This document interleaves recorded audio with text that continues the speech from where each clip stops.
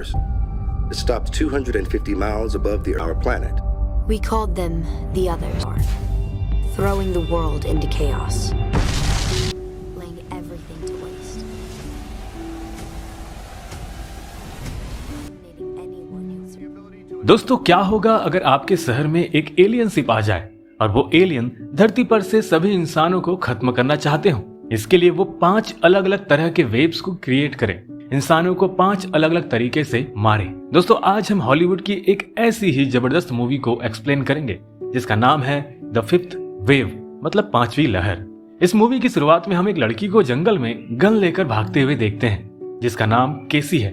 वो भागते हुए एक गैस स्टेशन को देखती है। फिर वो इस स्टेशन के शॉप के अंदर जाकर कुछ जरूरी सामान अपने बैग में भरने लगती है। तभी उसे एक आदमी की आवाज सुनाई देती है जो उससे मदद मांग रहा होता है और वो चिल्लाकर कह रहा होता है कि प्लीज कोई मेरी मदद करो। अब वो वहां पर जाकर गेट खोलती है, लेकिन वह आदमी उसके ऊपर गन तानते हुए केसी से कहता है कि गन नीचे फेंको। अब केसी भी उस पर गन तानी हुई होती है, तो वो कहती है कि पहले तुम फेंको, नहीं तो मैं तुम्हें मार दूंगी।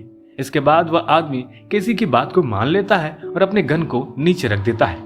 लेकिन केसी उसे अपना दूसरा हाथ बाहर निकालने को कहती है क्योंकि केसी को वहां कुछ चमकता हुआ दिखाई देता है। फिर वो आदमी अपना दूसरा हाथ बाहर निकालने लगता है, लेकिन तभी केसी को लगता है कि वो आदमी गन निकाल रहा है, तो केसी उस पर गन चला देती है और वो आदमी वहीं मर जाता है। फिर केसी इसे चेक करती है। फिर उसे पता चलता है कि वो तो एक मेटल का क्रॉस है जो चमक रहा था। अब केसी को अपनी गलती पर पछतावा होने लगता है। अब इसके बाद मूवी की कहानी को शुरुआत से बताया जाता है, जहां हम केसी को देखते हैं जो अपने स्कूल फ्रेंड के साथ फुटबॉल मैच की प्रैक्टिस कर रही होती है। वहां उसे बेन नाम का लड़का दिखाई देता है जिसे वो पसंद करने लगी थी। फिर जब केसी घर आ जाती है तो उनको पता चलता है कि पृथ्वी पर एक एलियन शिप नजर आया है और वो चारों तरफ घूम रहा है। और फिर ये स्पेस शिप यहीं इसी शहर में आकर रुक जाता है। इस शिप को आए जब 10 दिन पूरे हो जाते हैं तब ये शिप अपनी पहली लहर या वेव को छोड़ता है, जो कि इलेक्ट्रोमैग्नेटिक पल्स होता है। इस इलेक्ट्रोमैग्नेटिक पल्स की वजह से आसपास में जितने भी इलेक्ट्रॉनिक आइटम्स होते हैं, चाहे वो बैटरी से चलते हो या बिजली से, सभी तुरंत बंद हो जाते हैं, जिसकी वजह से सभी मोबाइल्स बंद हो जाते हैं और सड़कों पर चल रही गाड़ियां बंद होकर टकराने लगती हैं। एरोप्लेन भी बंद होकर क्रैश हो जाता है। अब शहर के लोगों में डर का माहौल सा बन जाता है। सभी लोग अब इस शहर को छोड़कर एक सेफ जगह में जाने लगते हैं। इसके बाद केसी की फैमिली भी अपना सामान पैक करके अपने घर से एक दूसरी जगह में चले जाते हैं। अब अगले सीन में केसी और उसका भाई सैम नदी से पानी लेने जा रहे होते हैं। तभी वो शिप अपना दूसरा वेव छोड़ता है, जिससे धरती की जियोलॉजी पर असर पड़ता है, जिससे भूकंप आना शुरू हो जाता है और फिर समंदर में सुनामी भी आ जाती है, जिसके कारण कई सारे शहर पानी में डूब जाते हैं। यहाँ जहाँ केसी और उसका भाई होते हैं, यहाँ पर पेड़ नीचे गिरने लगते हैं।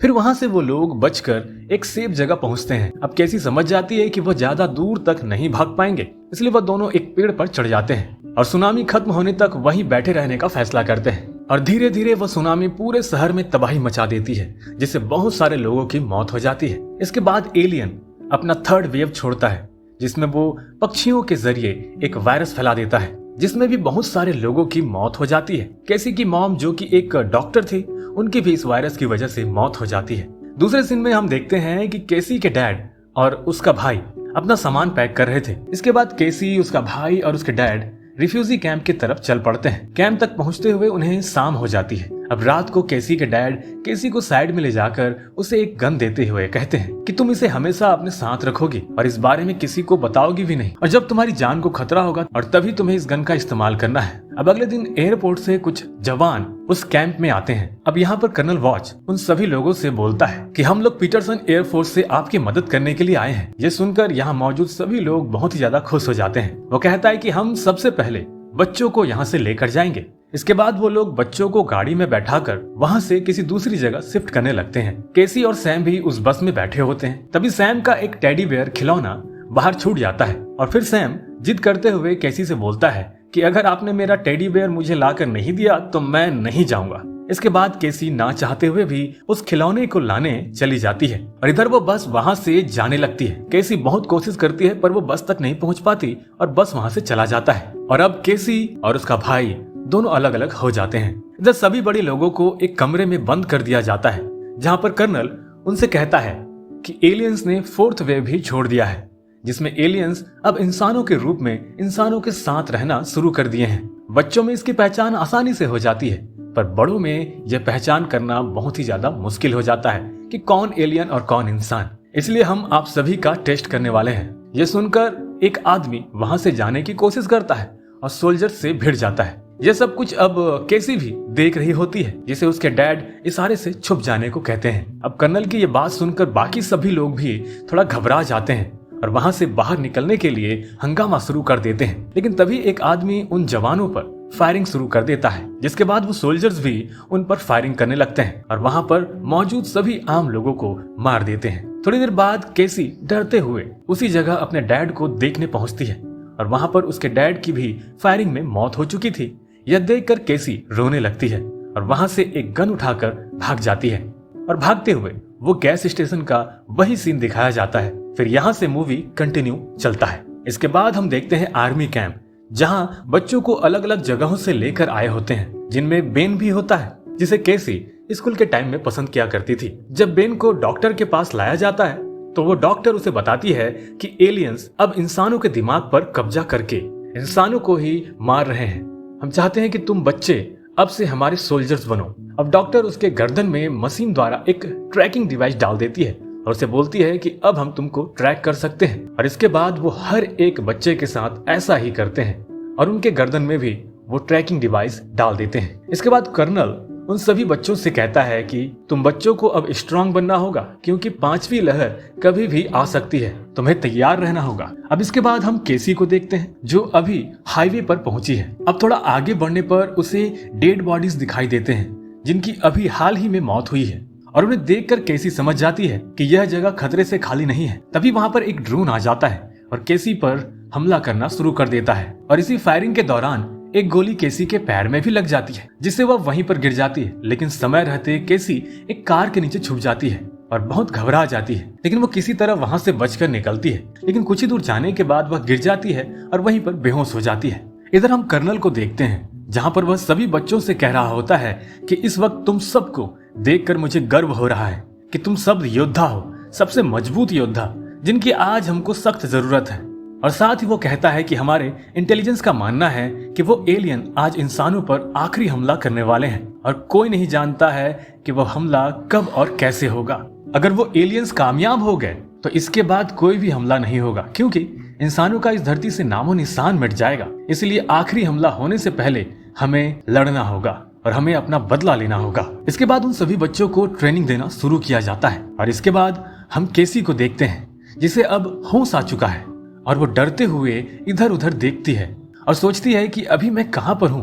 तभी उसे किसी के आने की आवाज सुनाई देती है, जिसे सुनकर वो फिर से सो जाती है। अगले दिन जब फिर से केसी सोकर उठती है तो वह अपने बैग में अपने गन को ढूंढने लगती है, लेकिन उसे गन नहीं मिलती। तभी उसे फिर से उसी आदमी के आने की आवाज सुनाई देती है, जिसके बाद वो फिर से सोने का नाटक करने लगती है। लेकिन उस आदमी को शक हो जाता है और फिर वो केसी को बोलता है कि मेरा नाम इवान है और मैं जानता हूँ कि तुम जगी हुई हो और तुम हाईवे पर मुझे खून से लथपथ बेहोश पड़ी हुई मिली थी और मैं तुम्हें अपने घर लाया हूँ। इसके बाद केसी उसे पूछती है कि यहाँ पर मैं कब से हूँ और यहाँ से मिलिट्री बेस कितनी दूर है। इस पर इवान उसे कहता है कि तुम्हें यहाँ पर करीब 1 हफ्ता हो गया है और रही बात मिलिट्री बेस की तो वो यहाँ से लगभग 60 मील दूर है। अब इसके कुछ देर बाद इवान केसी से पूछता है कि तुम मिलिट्री बेस के बारे में क्यों पूछ रही हो। तब जवाब में केसी कहती है कि मेरा छोटा भाई सैम वहां पर है, जिसे आर्मी लेकर गई है और मुझे किसी भी तरह उसे वापस लाना है। अब इसके अगले दिन केसी उस घर में घूम रही होती है, तब केसी को अपनी गन मिलती है,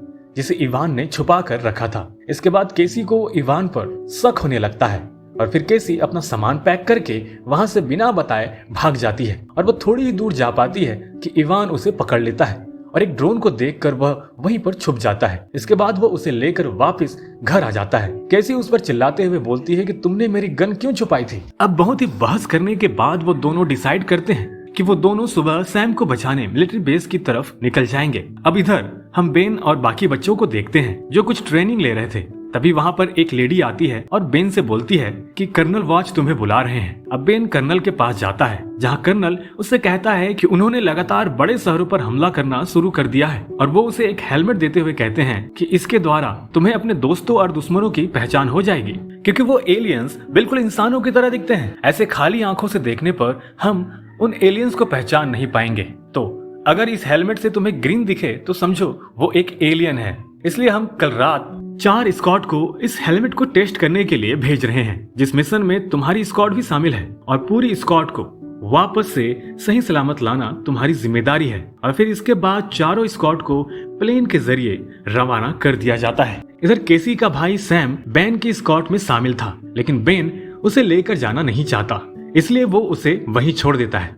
इसके बाद उन सभी लोगों को टारगेट एरिया पर छोड़ दिया जाता है, जहां पर उन्हें एलियंस दिखाई देते हैं और वो उन पर फायरिंग करना शुरू कर देते हैं। जिसके बाद उधर से वो लोग भी इन पर फायरिंग करते हैं, जिससे बेन और इनकी टीम्स एक बिल्डिंग में छुप जाते हैं। तभी रिंगर नाम की एक लड़की बोलती है कि मुझे कुछ गड़बड़ लग रही है, क्योंकि वो लोग एक बड़े से प्लेन को भी उड़ा सकते हैं और हम जैसे बच्चों की आर्मी से वो डर रहे हैं। कर्नल वॉच जरूर हम लोगों से कुछ छुपा रहे हैं। जिसके बाद वो लड़की अपना डिवाइस निकाल देती है, जिस कारण वहां पर मौजूद सभी लोगों को वो ग्रीन कलर में दिखाई देती है। ये देखकर सभी लोग रिंगर पर गन तान देते हैं और उसे बोलते हैं कि तुम इंसान नहीं हो, तुम एलियन हो।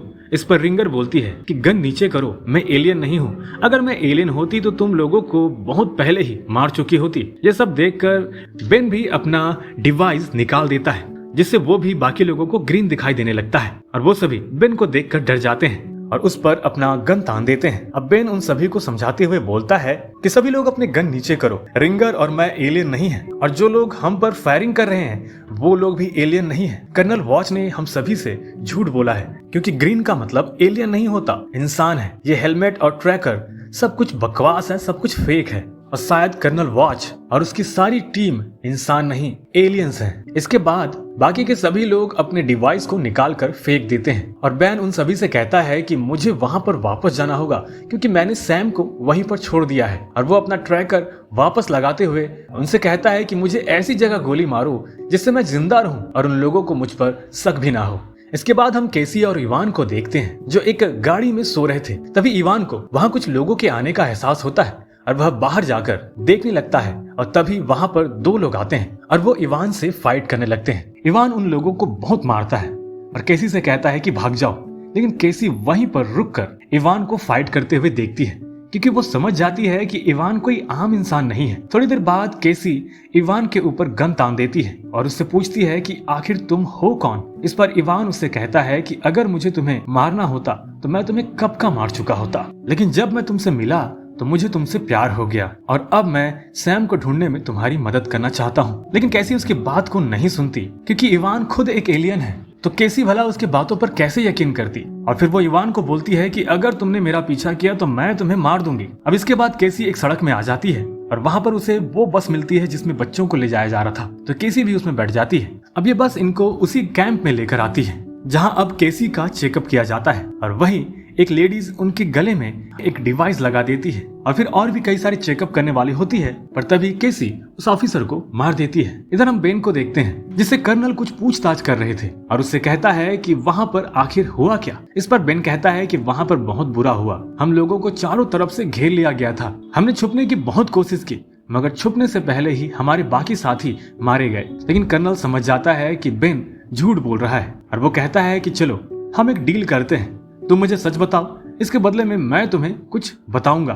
तब बेन कहता है कि मुझे पता है कि तुम लोग कौन हो और तुम लोग ये सब क्यों कर रहे हो और तुम हमारी जान क्यों लेना चाहते हो। फिर ये बोलते बोलते ही वहां पर लाइट जल जाती है, जिसे देख कर्नल समझ जाता है कि कुछ गड़बड़ है और साथ ही साथ वो बेन को वहां से ले जाने का आदेश देता है और ये भी आदेश देता है कि जल्द से जल्द इस जगह को खाली करो और सभी बच्चों को प्लेन के जरिए दूसरी जगह शिफ्ट करो। इधर हम केसी को देखते हैं जो भागते हुए जा रही थी। तभी उसे बेन मिलता है और वो उसे बोलती है कि मैं यहाँ पर अपने छोटे भाई सैम को ढूंढने आई हूँ। तब बेन कहता है कि वो लोग सैम और बाकी बच्चों को प्लेन से यहाँ से एक दूसरी जगह पर शिफ्ट कर रहे हैं और हमारे पास ज्यादा वक्त भी नहीं है। इसके बाद वो दोनों लोग वहां से सैम को ढूंढने लगते हैं। रास्ते में उन्हें इवान मिलता है, जिसे देखकर कैसी उसे पूछती है कि तुम यहाँ पर क्या कर रहे हो। इस पर इवान बोलता है कि मैं यहाँ पर तुम लोगों की मदद करने आया हूँ और मैंने इस जगह पर एक बॉम्ब लगा दिया है और अब से वो 10 मिनट बाद फट जाएगा। ये सुनकर वो सबके सब वहां से जल्द सैम को ढूंढने निकलते हैं। अब थोड़ी देर बाद उन्हें सैम दिखाई देता है, जो सभी बच्चों के साथ लाइन में खड़ा था और कैसी किसी तरह सैम को वहां से बाहर निकालती है और बेन के साथ वहां से भागने लगती है। और उन सब लोगों के वहां से निकलते ही एक बहुत बड़ा धमाका होता है तभी रिंगर गाड़ी लेकर आती है और वो सभी उस पर बैठकर वहां से निकल जाते हैं। इधर उस कैंप में कई सारे एलियंस जो इंसानों के रूप में थे, फौजियों के रूप में थे, उनमें से बहुत सारे एलियंस मारे जाते हैं और इसी के साथ ये मूवी भी यहीं खत्म हो जाती है। तो ये कहानी आप लोगों को पसंद आई या नहीं, कमेंट सेक्शन में जरूर बताएं। और अगर पसंद आई है तो लाइक भी कर दीजिए, क्योंकि आने वाले समय में हम बहुत अच्छी अच्छी फिल्में इसमें ऐड करेंगे। ओके दोस्तों, मिलते हैं अगले वीडियो में।